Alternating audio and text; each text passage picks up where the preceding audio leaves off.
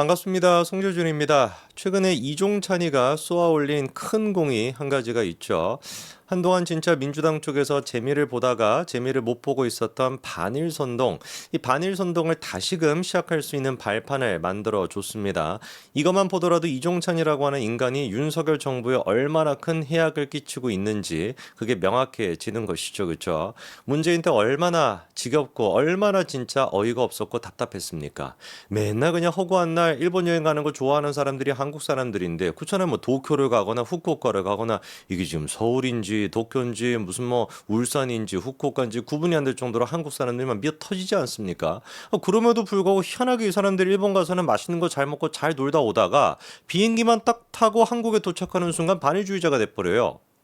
이거 무슨 뭐 항공사에 대해서 뭐 특검이라도 해야 되는 것인지 비행기 속에서 뭐 뇌칩을 갖다가 바꿔버리는 것인지 뭐 이해가 저는 되지 않거든요. 그렇지 않습니까? 전 세계 어느 나라를 보더라도 일본을 대한민국만큼 좋아하는 나라가 없습니다. 일본 여행을 대한민국만큼 좋아하는 사람들이 없어요. 그런데도 불구하고 이상하게 반일 그 감정 같은 경우는 사그라들지는 않습니다.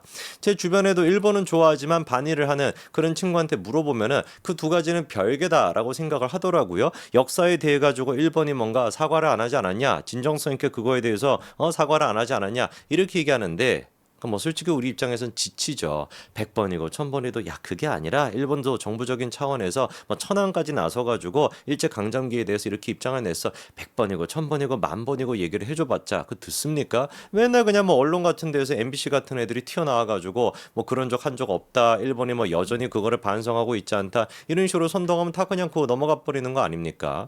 그런 거에다가 그나마 이번에 그 후쿠시마 처리수 문제 같은 경우도 그 난리를 쳐가지고 대한민국 무슨 멸망하는 줄 알았어요. 저는 그렇지 않습니까? 무슨 화산 폭발이라도 나는 것처럼 2년 내에 뭐 1년 내에 다 망한다 뭐 이렇게만 난리를 치더니만 응? 아무 문제가 없죠. 그렇죠? 4만 번 넘게나 검사를 했다라는 거 아닙니까? 그거 들어가는 비용만 하더라도 1조가 넘어요. 1조 5천억이 들었다라고 합니다.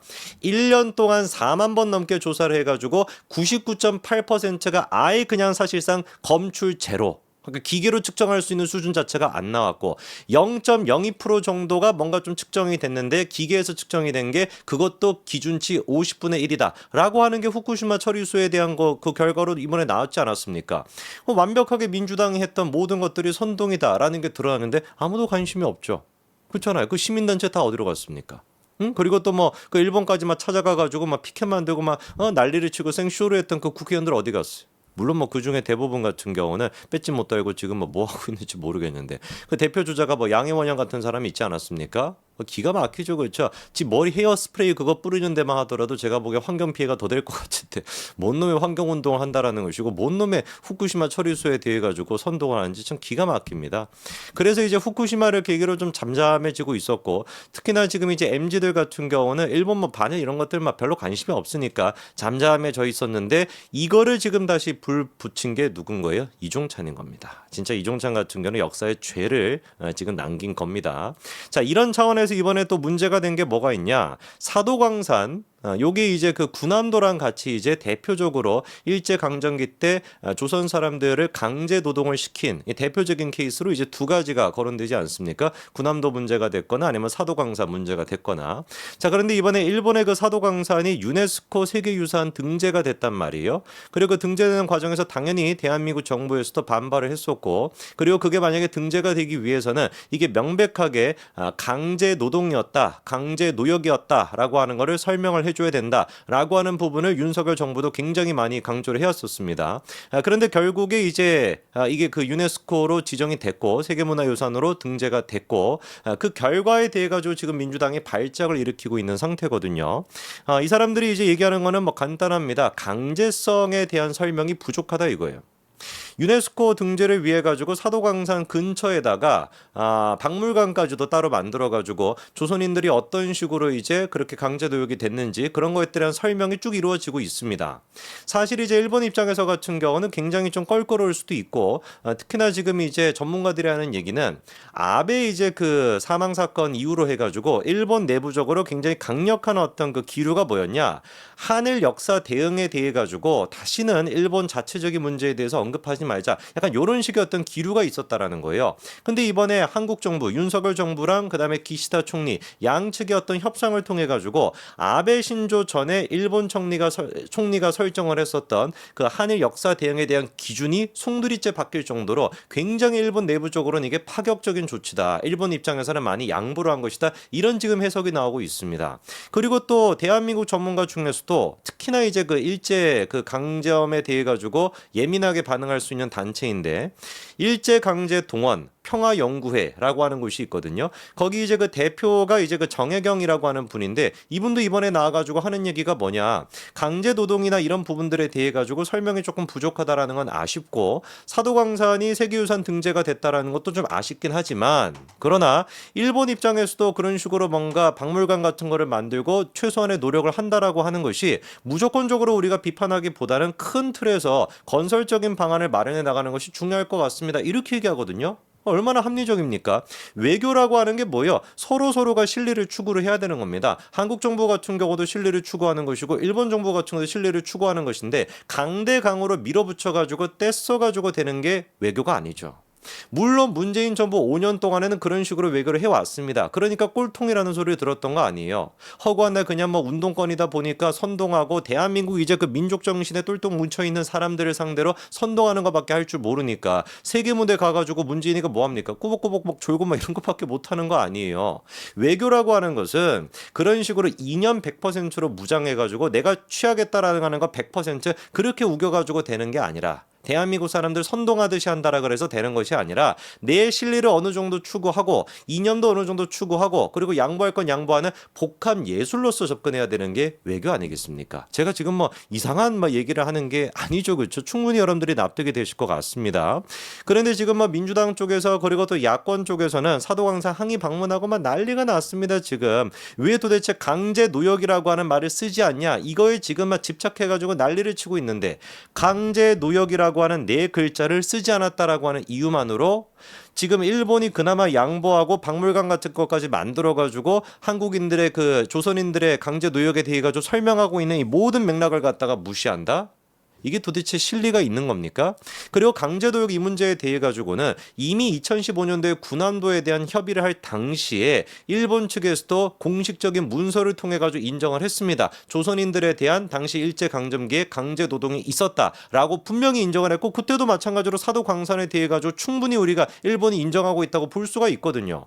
2015년도에 군함도 그 협상을 맺을 당시에 일본의 강제노역을 인정을 했고 그 연장선에 있는 게 사도광산이다 보니까 충분히 모든 것들을 생각해 봤을 때 일본이 많이 양보를 했다라고 우리가 외교적인 어떤 성과가 있다라고 볼 수도 있음에도 불구하고 민주당 같은 경우는 보기가 싫은 것이죠.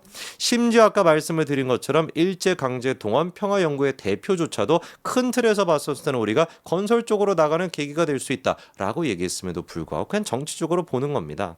이번에 그 이재명이가 여러분 놀랍게도 이재명이가 국회의원입니다. 국회의원이다 보니까 이제 그 상임위 중에 하나 또 위원으로 들어가 있지 않겠습니까? 뭐 한 번도 우리가 이재명이가 뭐 질의하거나 이런 것들을 본 적이 없어가지고 그냥 재판 받으러 가는 모습밖에 못 보셨을 텐데 외교통일위원입니다. 이재명이가. 그래서 이제 또 그냥 지나칠 수 없겠죠. 사도광산 이 문제에 대해 가지고 반일성동해야 되지 않겠습니까? 자 그래가지고 이번에 조태열 외교부 장관을 앉혀다가 놓고 이재명이가 질의를 하는데 정말 진짜 개망신을 당했습니다. 일단 첫째 방금 제가 말씀을 드린 것처럼 군함도 그 2015년도와 사도광산 두 가지는 어떻다라고 말씀을 드렸어요. 일제 강제 노동 노역이라고 하는 공통된 어떤 분모를 가지고 있다라고 말씀을 드렸고 이미 군함도에 대한 협상을 체결할 당시 일본은 조선인들에 대한 강제 노역을 한 거를 문서를 통해 가지고 인정했다라고 말씀을 드렸죠. 그렇기 때문에 본질적으로 군함도와 그다음에 사도광산 문제 같은 경우는 같은 거라고 봐서 일본이 강제 노역을 인정했다라고 보는데 그거를 이제 민주당은 이재명은 인정하기가 싫은 것 같아요. 뭐라고 이제 조태열 장관한테 질문하는지 한번 들어보시죠. 제가 한국어를 배운 사람인데 장관님 말이 이해가 안 돼요. 사도광산하고 군함도가 같은 겁니까? 다른 겁니까? 본질적으로는 같은 성격의 문제입니다. 같은 겁니까? 다른 겁니까? 아니, 사안은 다르지만 본질이 같다고 말씀드렸습니다. 내가 지금 본질 물어봤습니까? 같은 거냐 다른 거냐 물어봤지요. 그럼 사안은 다른 사안입니다. 그러면 군함도에 대해서 약속하거나 합의된 게 사도광산에 대한 합의와 같은 겁니까? 다른 겁니까? 본질이 같은 거기 때문에 묶여 있다고 저는 생각합니다. 대한민국 외교부 장관의 발언답지가 않습니다. 강제 동원의 역사를 기록에 남긴다는 뜻에서 자, 장관, 제가 다른 거 물어볼게요. 저게 지금 외교통일위원이라고 하는 이재명 의원님의 질의 수준입니다. 그냥 뭐 짜증내는 거 그리고 떼쓰는 거밖에 안 되는 거예요. 우리 그 조태열 장관 같은 경우는 진짜 또박또박 따박따박 논리적으로 그리고 또 법적으로 완벽하게 대답을 하고 있죠. 그렇죠? 개딸들을 제외하고 일반 국민들이 저 지금 장면을 볼 때 뭐라고 생각하고 그리고 또 누가 설득력이 있다라고 보겠습니까? 근본적으로 이제 그 사도광산과 군함도 두 가지가 같은 사안이다라고 하는 게 왜 중요한지 그 부분에 대한 이야기도 나오는데 들어보시죠. 장관께서는 뭐라고 말씀하신지 몰라도 강제 동원에 관한 언급이 없다. 양보했다. 일본에 밀렸다. 이렇게 생각하는데 장관만 아니라고 하면 아닌 게 되는 겁니까? 그 2015년도의 문화를 포함한 과거의 모든 결정과 일본이 취한 약속 그 속에 다 들어가 있는 거 아닙니까? 장관, 군함도 사안과 사도광산 사안이 같은 사안입니까? 다른 사안입니까? 사안은 다른 사안이나 본질이 같다고 누누이 말씀드렸습니다. 그래서 두 개를 한꺼번에 묶어서 그런 표현을 만들었습니다. 우리 국민들께서 판단하시겠죠. 정확하게 이제 이해가 되실 거라고 믿습니다. 자, 그리고 이제 또 이재명이 뭐를 가지고 딴지를 거냐면 아까 이제 그 박물관을 일본 쪽에서 지었다라고 말씀을 드렸잖아요. 강제 노동에 대해 가지고 또 설명하고 하는 그거를 이제 그 협상을 맺었던 거를 보니까 사도광산 현장에다가 짓기로 했다라는 거예요.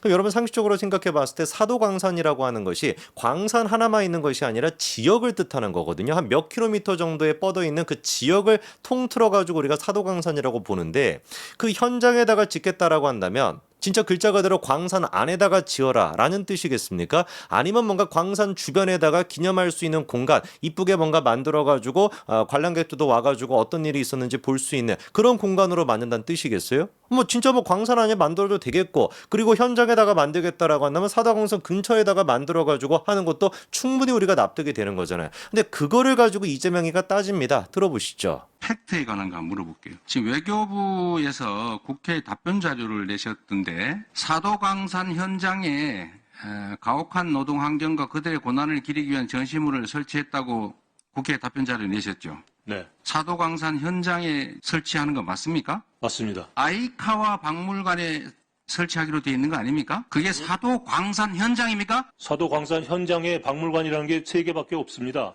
그 중에서 제일 가까운 곳이 아이카와 형토박물관입니다. 장관, 아이카와 박물관은 사도광산에서 2km 떨어져 있고 사도광산 현장은 아니지요. 사도광산이 넓은 지역입니다. 거기서 말하는 현장이라는 게 사도광산이 있었던 갱도 있는데 하라는 뜻이 아닙니다. 장관께서는 가까운 곳이나 현장이나 같은 말이다 이렇게 저는 생각하시는군요. 그렇게 생각합니다. 도쿄 같은 데다 하면 안 된다는 자, 뜻으로 이해하고 있습니다. 다른 거 하나 또 물어볼게요. 자, 그러니까 진짜 기가 막힌 거죠. 그렇죠? 뭐 우길 거를 우겨야지 말도 안 되는 거를 갖다 우기다 보니까 이재명 본인 스스로도 얘기하다가 안 돼가지고 그냥 막 슉슉 지나가 버리는 거 아니겠어요? 그러니까 수준이 저 정도밖에 안 되는 겁니다. 그리고 이번에 이제 또 역대급이 뭐였냐? 이번에 이제 그 외교부에서 밝힌 내용이 있어요. 일본과의 협상을 통해 가지고 어떤 게 협상이 됐냐 이런 것들을 밝힌 게 있는데 외교부가 이제 그 공문을 보냈던 내용을 보면은 일본 측에서 같은 경우는 한국인 노동자에 대한 어떤 그 노역이나 이런 것들이 이루어졌다라고 얘기했다고 한국 외교부가 밝혔는데 실제로 일본이 얘기했던 내용을 들어보니까 한국인 노동자라고 얘기한 것이 아니라 모든 노동자라고 얘기를 했다는 거예요. 그러니까 마치 외교부에서 일본의 편을 들어가지고 일본에서는 모든 노동자라고 지칭을 했었는데 이 임의적으로 그거를 외교부가 해석을 해가지고 모든 노동자라고 얘기하지 않고 한국인 노동자라고 바꿔가지고 그렇게 언론 보도를 했던 거 아니냐 이렇게 지금 이제 지적을 합니다. 요 내용이 이제 실제로 한 진보 쪽에 있는 그 언론사가 먼저 이 부분을 지적을 했었고 그거를 지금 이재명이 고지고대로 받아가지고 이제 또 질의를 하는데 실제로 그러면 진실이 무엇인지 들어보시죠. 그 부분만 딱 떼서 했기 때문에 그렇고요. 일본 수석 대표의 발언 첫 부분부터 보시면 그 모든 노동자가 특히 한국인 출신 노동자라는 것을 강조하는 단어라는 걸 금방 알게 돼 있습니다. 자, 근데 그 부분을 다 빼고 뒷부분만 뽑아서 보도했기 때문에 그렇게 읽히는 겁니다. All the workers, especially those from the Korean Peninsula라는 게 맨 앞에 데피니션으로 나와 있습니다. 그러고 나서 그 다음에 모든 노동자는 바로 그것을 의미한다라는 것이 왜 조약문이나 법률 보면 그렇게 써 있지 않습니까? 앞에는 자세히 쓰고 이하 약칭 이런 식으로 되어 있는 겁니다.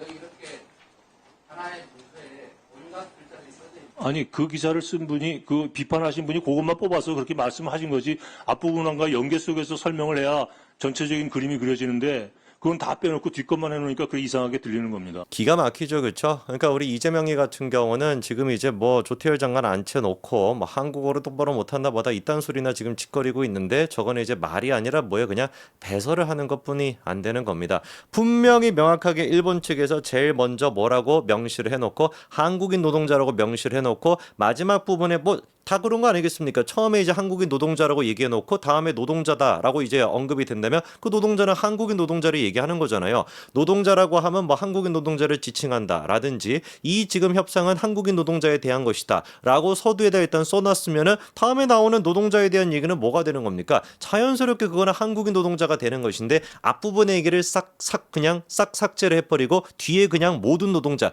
요거만 이제 따로 빼가지고 진보 쪽에 있는 언론사가 선동을 했던 것인데 그거를 그대로 이재명이가 팩트 체크도 하지 않고 저런 식으로 가져나와가지고 따져 묻는 거예요. 지도 그러니까 할 말이 없으니까 법적 대응하겠다 뭐다 막 이딴 소리나 하는 거 아닙니까? 참 진짜 우리 이재명 같은 경우는 외교통일위원으로서 국회의원으로서 질의하는 수준도 보니까 그냥 뭐 지능이 좀 떨어지는 것 같습니다. 이쯤 됐으면 그냥 뭐 외교통일위원 이런 거 맡으실 것이 아니라 재판이나 잘 받으러 가시는 거 그게 대한민국 국익에 훨씬 도움이 되지 않을까 싶네요. 여기까지 말씀드리겠습니다. 감사합니다.